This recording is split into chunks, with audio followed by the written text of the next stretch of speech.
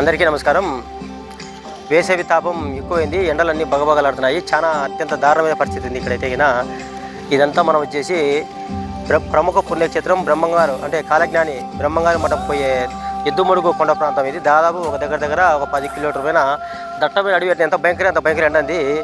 ఇక్కడ కనీసము చాలా నీళ్లు దొరకని పరిస్థితి. కొన్ని వేల మూగప్రాణాలు అంటే కోతులతో సహా వేల మూగప్రాణాలన్నీ నీళ్ళ కోసము ఆహారం కోసము రోడ్డు మీదకి వస్తున్నాయి.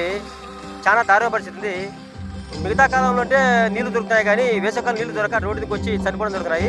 వాటి కోసము శ్రీ వినాయక ఫౌండేషన్ గత కొన్నేళ్లుగా ప్రత్యేక చర్య చేపట్టి మనం చూడి నీటి తొట్లు పెట్టి వాటికి అంటే వారంలో 2 రోజులు వేసవికాలం అయిపోయే వరకు అందిస్తూ ఉన్నాం. ఈరోజు కానీ మనము దూరం నుంచి ఇక్కడికి వచ్చి బ్రహ్మంగారు మఠపై ఎద్దుమడుగు ప్రాంతంలో ఇక్కడ ఈ తొట్లకంతా నీటిని నింపి వాటికి ఆహారం అందించడం జరిగింది. చాలా సంతోషంగా ఉంది. దయచేసి ఈ తొట్లను పగలగొట్టాకండి.